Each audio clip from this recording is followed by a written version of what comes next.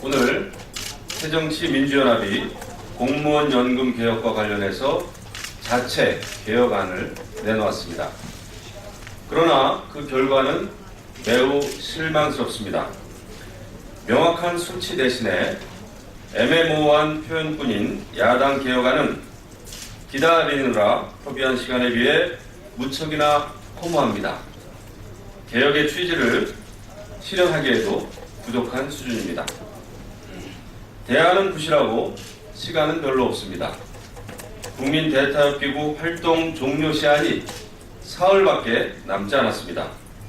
지금 이 순간에도 하루에 100억 원의 혈세가 공무원 연금 보전을 위해서 새나가고 있습니다. 공무원 연금 개혁은 국가의 재정 파탄을 막고 미래 세대의 부담을 덜기 위한 너무나 시급한 과제입니다. 이 때문에 국민의 75%가 공무원 연금 개혁을 지지하고 있습니다. 야당은 국민이 짊어진 짐의 무게를 무겁게 받아들여야 합니다. 새정치민주연합은 마지막 남은 협상 시한까지 국가와 국민을 위해 공무원 연금 개혁에 매진해야 할 것입니다.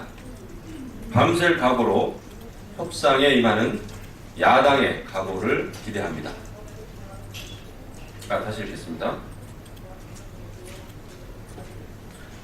새정치민주연합은 마지막 남은 협상 시한까지 국가와 국민을 위해 공무원 연금 개혁에 매진해야 할 것입니다. 밤샐 각오로 협상에 임하는 야당을 기대합니다. 다음은 경제 상황에 대한 내용이 되겠습니다.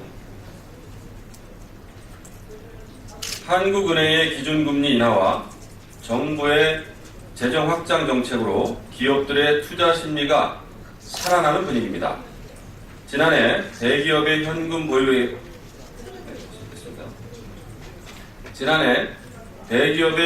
보유액이 2000년대 들어 처음으로 줄었습니다.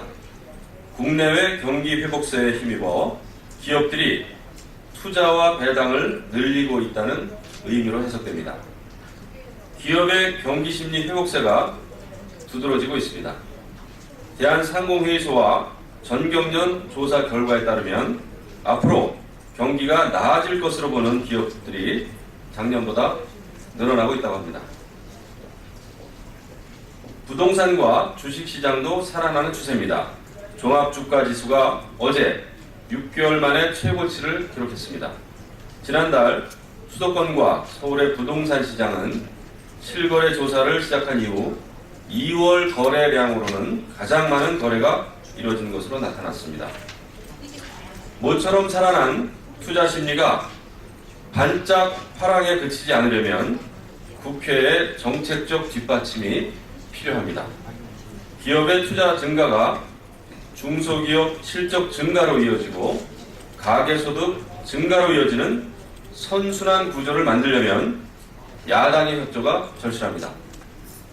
박근혜 정부가 민생경제 활성화 법안을 국회에 보낸 지 벌써 올해인데 야당의 비협조로 아직까지도 통과되지 못하고 있습니다.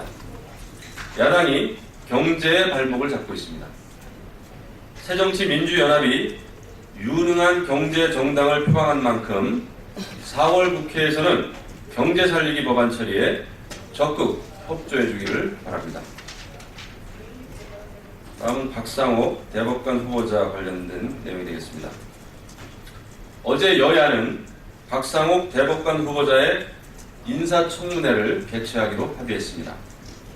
박상옥 후보자에 대한 임명 동의안이 국회에 제출된 지 58일 만에 이루어진 결정입니다.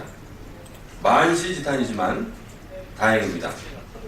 야당은 그동안 청문회라는 국회 절차를 무시하고 장외청문회라는 무리수를 두어왔습니다. 국회의 의무를 내팽개